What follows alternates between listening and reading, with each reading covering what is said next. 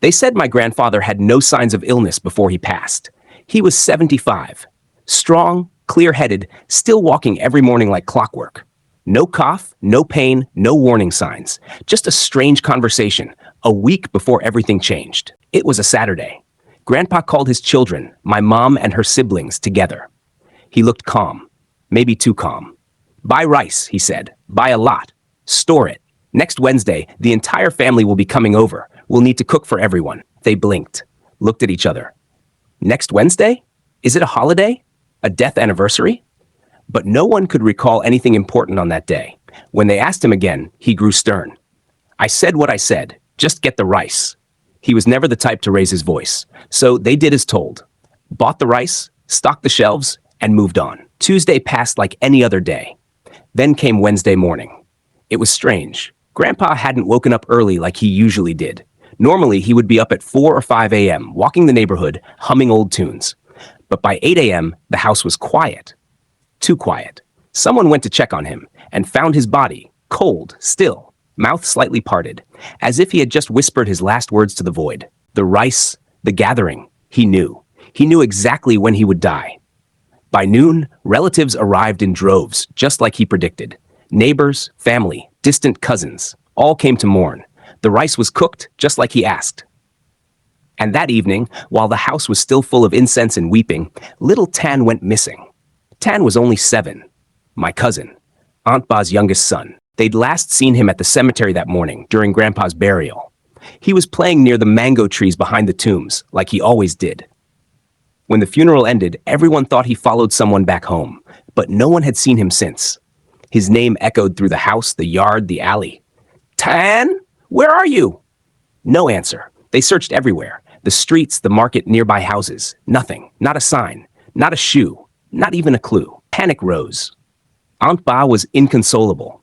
Some feared he'd been kidnapped. They called the police. But oddly, no one thought to check the cemetery. Not until Grandpa came back. Yes, Grandpa came back.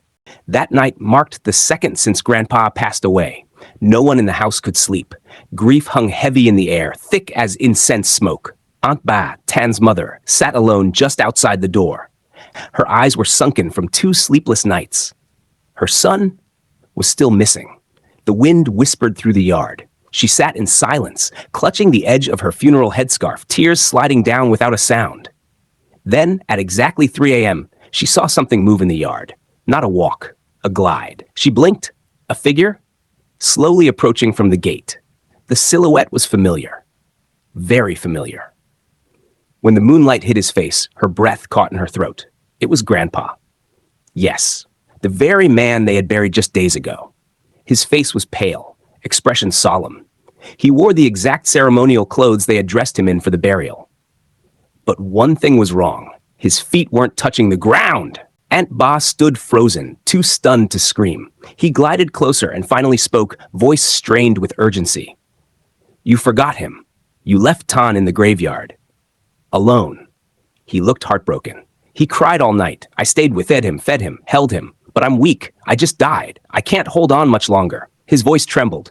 There's a mango tree, about 10 meters from my grave. A demon lives there. Strong. Ancient. It likes Tan. It wants to take him as a servant. I've been fighting it, he continued, voice growing faint. But tonight, it took him. I couldn't stop it. He leaned closer. Hurry. You must go. But first, go to the temple. Bring the monk. Only he can fight it.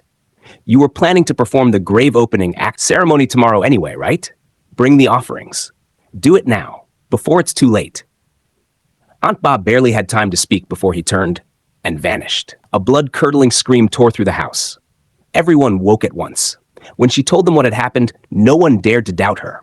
They gathered incense, fruit, and ceremonial offerings, already prepared for tomorrow's ritual, and rushed to the temple. The monk, upon hearing her story, said nothing. He simply grabbed his prayer beads and followed. It was nearly 4 a.m. when they reached the cemetery. The fog had thickened. Crickets had fallen silent. Even the trees felt colder. And then they saw it, standing near Grandpa's grave. Something that wasn't human. She looked like a corpse, wrapped in white cloth like a mummy.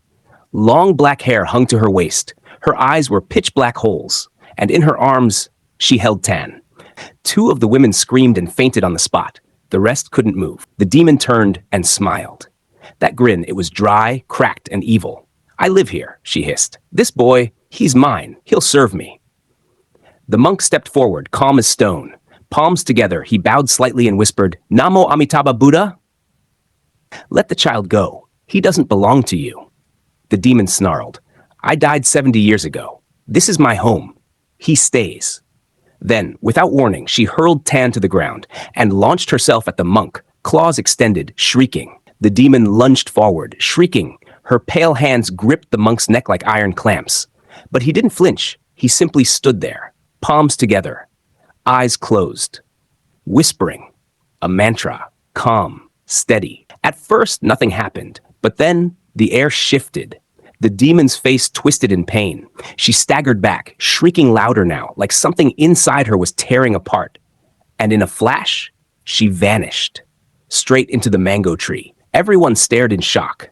The monk stepped forward and spoke, voice low. "She's not gone, only hiding. We must seal her, now." From his bag, he pulled out an old glass bottle, thick and heavy like the kind used for medicine decades ago. Half filled with sacred water, he began walking in circles around the tree, chanting louder this time, splashing the water across its roots. Suddenly, from the bark, a black mist began to rise. It slithered and twisted upward like smoke or a soul trying to escape. The monk raised the bottle high. The mist whirled violently and surged into the bottle with a screech. The moment it was inside, he sealed the cap tight. Everyone gasped. The clear water had turned pitch black, like sewer water. He held it up and said, "She's trapped. I'll take her back to the temple. There, she'll listen to scripture, to chants. When her spirit calms, she may one day be reborn." Then, gently, he looked toward Tan, still lying unconscious. The boy was breathing, but faintly. Dawn was breaking. They performed the opening the grave ceremony right there beside the tree. Offerings were placed, prayers whispered, and as the first light of morning kissed the horizon, Tan opened his eyes and burst into tears. When they asked him what had happened, he stuttered. "I was playing. I wandered too far. When I turned around, everyone was gone." He tried to find his way back. Couldn't, got scared, ended up hugging his grandfather's grave and crying. And then, Grandpa came. He held me, told me not to be scared. Tan paused. But someone else came, too. He described her. Long black hair, pale skin, cold. She stood near the mango tree and watched me. Then she flew over and tried to grab me. Grandpa fought her. Tan's eyes filled with tears again. She hit Grandpa so many times, but he didn't let go, not even once.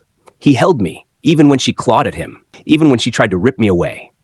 But in the end, she was too strong. She took me. And then everything went dark. The house fell into silence. Even in death, Grandpa had stayed. To protect, to hold, to fight. He came back, not for himself, but for his grandson.